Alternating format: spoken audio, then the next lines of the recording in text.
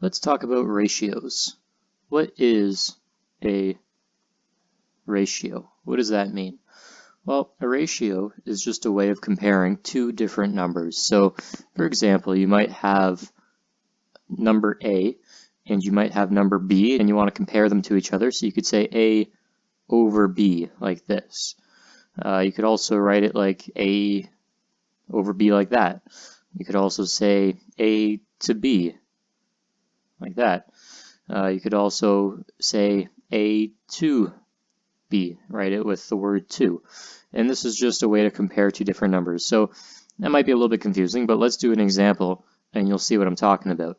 Let's say you have a situation where you have 15 balls are in a bucket and 5 of those balls are red and 10 of those balls are blue.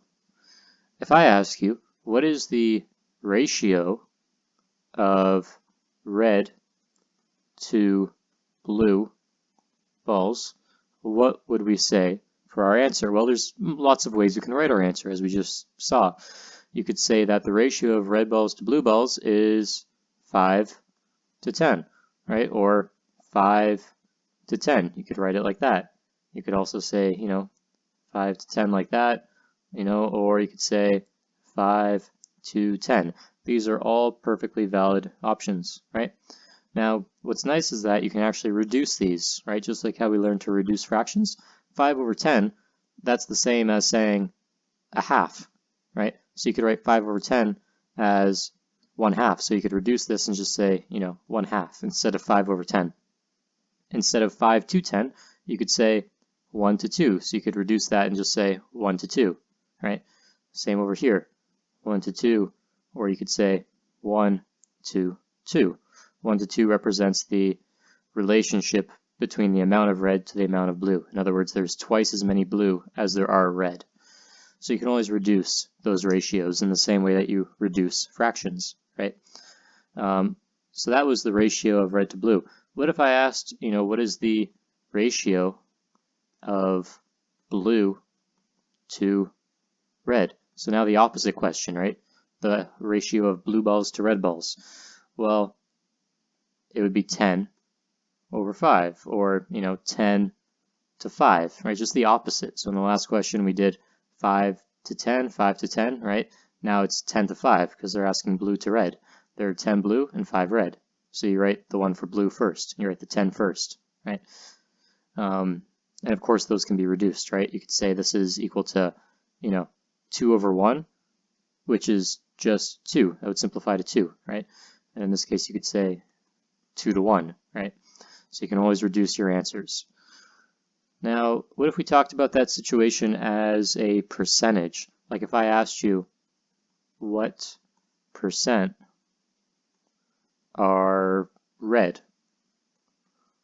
So what percent of all those balls were red? Well, there were 15 balls in total, and 5 were red.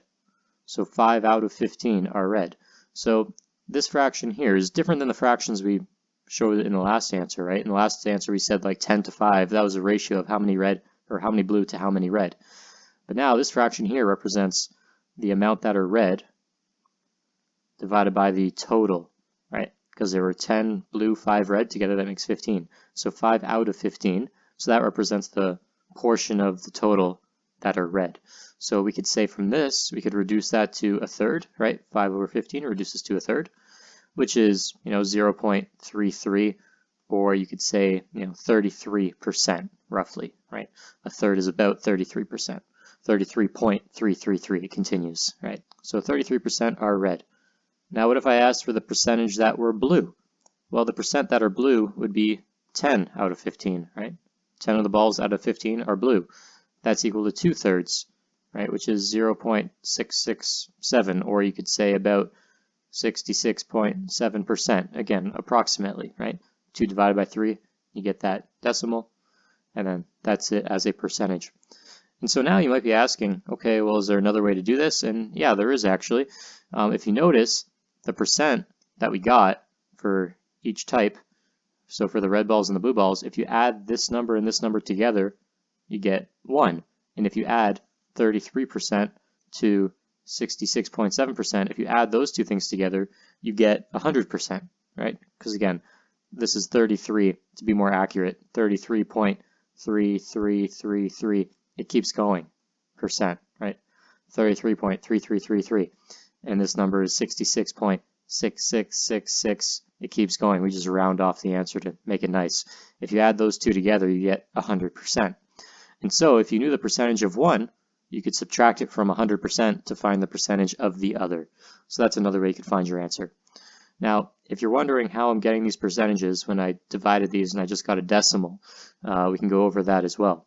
So if I ask you a question like, okay, 2 out of 8, 2 out of 8 balls are green, we'll say. What percentage of the balls are green? Well, you divide these, 2 divided by 8. If you do 2 divided by 8, you would get 0.25. To find that as a percentage, all you have to do is multiply that by 100. So 0.25 times 100 is equal to 25%. Okay, so really when you look at the decimal answer you get, all you have to do is move this decimal 1, 2 to the right, and you get your answer. So 0.25 represents 25%. So that's percentages and ratios. So let's talk about something else now. What I just showed you is how to go from a decimal to a percentage. It's pretty straightforward. But what if I want to do the opposite? What if I want to go from a percent to a decimal? How would I do this? Okay, well, let's say you had 71%. Well, 71% is actually, 71 out of 100, which is 0.71. And so it's clear that you can go just from this to this, right? 71% is 0.71. If you say 99%, that's going to be 0.99. If you say 10%, that's 0.10. You can include that 0 if you like. If it's 1%, you have to be careful here. It's not 0.1, it's 0.01, right? Because 0.1 would be 10%, right? So we have to be careful about that. Now, if you had something like 5.2%, well, you wouldn't say 0.52. That would be 52%. You have to say 0.052. So if you had like 11.36%, how would you write this? You go 0.11 and then 36. So you just move the decimal over twice to get the decimal, right? Just like how if you had the decimal, you move the decimal over twice to the right to get the percentage. Now, let's talk about proportionality. Proportionality. What does this mean? Well, what we're talking about here is whether or not things are proportional to each other. Let's say we're told we have a triangle, just like this, and it can be a right angle triangle, and this can be, we'll say, 10 feet long, and this here can be 4 feet long, the height. And let's say that it's going to be proportional or proportionate to this bigger triangle. What that means when we say that they're proportionate is that this triangle is just a scaled up version of this. So the angles are all going to be the same. This will be 12 feet and it's going to have a height. We don't know what the height is. We'll call that h.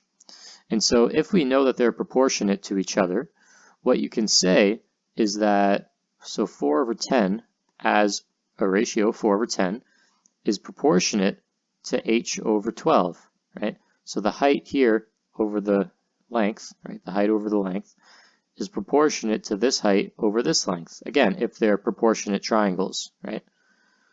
In this case, we actually call these similar triangles. That's what these are called.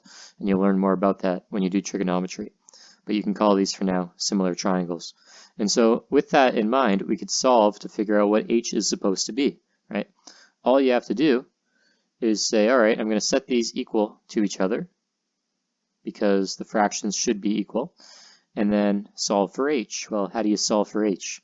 Right now, h is being divided by 12. I want to get h all by itself, so I'm going to multiply both sides by 12, because then 12 divided by 12 is 1. They cancel out.